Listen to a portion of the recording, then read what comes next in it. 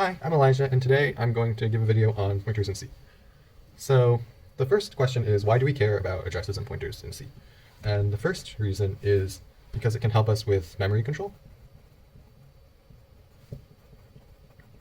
So for example, in CS50, we saw that the implementation of linked list uses pointers, and there are other data types that might use them too. And the second is speed. And the idea here is that copying large chunks of data is actually kind of slow, and so if we can somehow manipulate the pointers to the data instead of the data itself, we might get a speed increase. So that's the motivation behind understanding what addresses and pointers are and how to use them. So first, what is an address of a variable? Suppose we're storing a word, for example, hello, in memory. The address is the location where it's stored. So in this case, the address of the entire word might be 13, but the address of the letter L might be 16.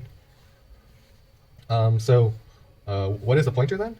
A pointer is a special type of variable, but instead of storing the data structure, the data of interest, for example, a letter or a word, here it stores the address of the data of interest, or it can store anything. But in this example, let's say that it stores 16. So what does that mean? It stores the address of L. So you can say that it's a pointer to L, or it holds the address 16. So that's what an address and a pointer is. So let's go over some intuition behind these things. So suppose you live in a row of houses, and you're person 1. This is you. And let's just say you want to move to house 5, but you want all your neighbors to sort of know that when they visit your house, if you're not there, where you've gone. So one solution is to put up a sign to say, oh, I've moved to house 5, right? And so when any of the people go and look at the value or look at your house, they'll see, oh, actually inside here is where I moved to. So in this example, the values are the people or the neighbors, including you. And then the address is the address of the houses.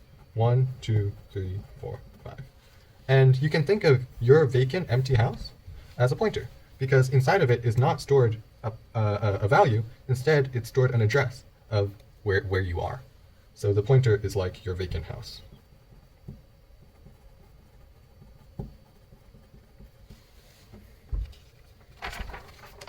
Okay, let's quickly go over some operations and code to connect to what we've seen.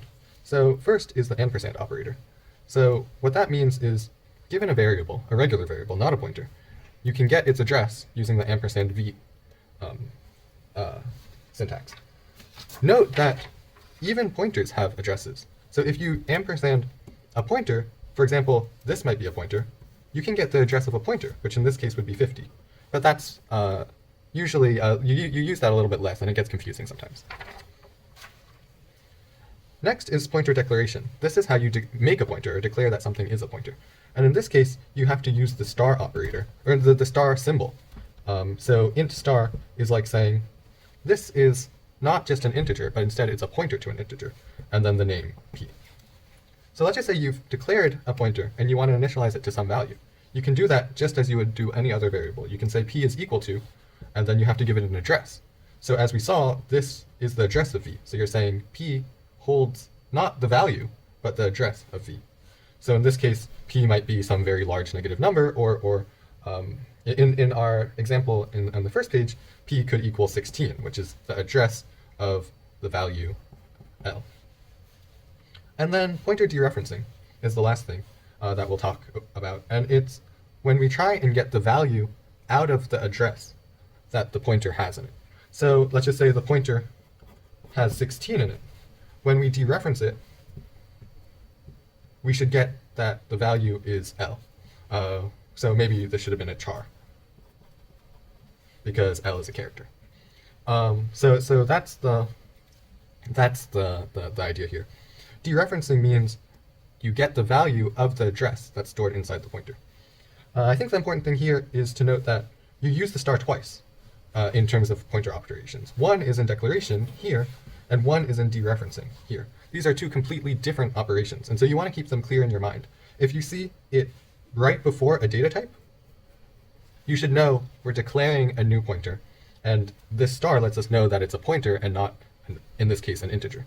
Whereas if you see it right before a variable name, like p, I think then you realize that what it's trying to do is to get the value of the address stored in that pointer rather than doing a declaration. So these are the two separate use cases. All right, I hope you learned something about pointers, and I'll see you next time. Thank you.